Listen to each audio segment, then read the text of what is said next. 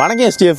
சிங்கப்பூர்ல தைப்பூசத்துக்கு பால்குடம் எடுக்கிறது முடி எடுக்கிறது பத்தி நிறைய பேர் நிறைய கொஸ்டின்ஸ் கேட்டிருந்தீங்க. ஸோ இந்த தடவை கோயில் நிர்வாகம் வந்து தைப்பூசத்துல பால்குடம் எடுக்கிறதுக்கு நிறைய பெனிஃபிட்ஸ் கொண்டு வந்திருக்காங்க. ஸோ அதெல்லாம் என்னென்னு ஒவ்வொன்றா டீட்டெயிலாக சொல்றேன். பேஜ்ல ஒரு ஃபாலோவை தட்டி விட்டுட்டு இந்த வீடியோ கடைசி வரைக்கும் பாருங்க. நிறைய டீட்டெயில்ஸ் கொடுக்க போறேன். தைப்பூசத்துக்கு நீங்க மாலை போட்டீங்க அப்படின்னா ரெஜிஸ்ட்ரேஷன் பால்குடத்துக்கோ காவடிக்கோ கம்பல்சரி பண்ணியே ஆகணும். காவடியில வந்து தேர் காவடி, நார்மல் காவடி அந்த மாதிரி எடுக்கிறீங்க அப்படின்னா ஜனவரி 25 வரைக்கும் ரெஜிஸ்ட்ரேஷன் ஓப்பன்ல இருக்கு. நீங்க அதுக்கு முன்னாடி ப்ரீ புக்கிங் பண்ணிக்கணும். பால்குடம், பால் காவடி, தொட்டில் காவடி எடுக்கிறவங்களுக்கு 30 வரைக்கும் ரெஜிஸ்ட்ரேஷன் இருக்கு. ஆனா நீங்க ப்ரீ புக்கிங் பண்ணீங்கன்னா தான் உங்களோட டைம் ஸ்லாட் படி அவங்க கொடுப்பாங்க.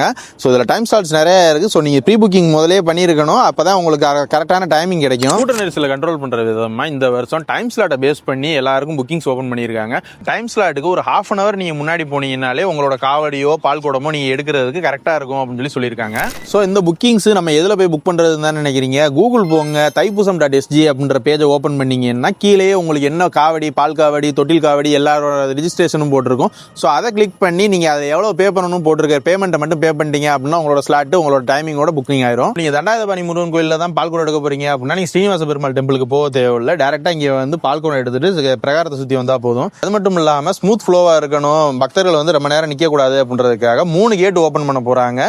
உள்ளே போய் பால்குடத்தை நம்ம சாத்துறதுக்கு. அது என்னென்ன கேட்டுன்னு ஒவ்வொன்றா நான் சொல்கிறேன். ஸோ எப்போவும் ராஜகோபுரம் வழியாக தான் நம்ம போய் பால்குடத்தை சாத்துவோம். இந்த தடவை ராஜகோபுரம் பக்கத்தில் அப்படியே ரைட் சைடில் கேட் 2ன்னு ஒன்று ஓப்பன் பண்ணியிருக்காங்க. ஸோ அந்த கேட் எதுக்காக அப்படின்னா இப்படியே நீங்கள் அம்மன் சன்னதி வழியாக போய் பால் குடத்தையும் சாத்திடலாம். ஸோ இதனால கிரௌட் கொஞ்சம் கண்ட்ரோல் ஆகும் அப்படின்றதுக்காக வச்சிருக்காங்க. ஸோ ராஜகோபுரத்துக்கு அப்படியே நம்ம லெஃப்ட் சைடு வந்து பார்த்தோம் அப்படின்னா கேட் 5 இருக்கு. இந்த கேட் 5 எதுக்காக அப்படின்னு பார்த்தீங்கன்னா முதியோரும் ஊனமுற்றோரும் எந்த கூட்ட நெரிசல்லையும் மாட்டிக்காம உள்ள போய் சாமி கும்பிட்றதுக்காக இந்த கேட் ஓப்பன் பண்ணியிருக்காங்க. ஜென்ரல் பப்ளிக்காக வரவங்களும் என்ட்ரி ஆகிறதுக்கு கோயிலுக்கு அப்படியே நேர் ஆப்போசிட்ல இருக்க பஸ் ஸ்டாப்ல இருந்து கேட் 2 வரைக்கும் ஒரு பாதை விட்டுருக்காங்க. ஸோ நீங்களும் தரிசனம் பண்றதுக்கு இந்த பாதையை யூஸ் பண்ணிக்கலாம். நிறைய இன்ஃபர்மேட்டிவான வீடியோ பார்க்கறதுக்கு நம்மளோட வணக்கம் STF பேஜை ஃபாலோ பண்ணிக்கங்க. வீடியோ மறக்காம லைக் பண்ணி நம்ம பேஜை ஃபாலோ பண்ணிக்கங்க மக்களே. தேங்க்யூ. அடுத்த பஞ்சாயத்துல மீட் பண்ணுவோம்.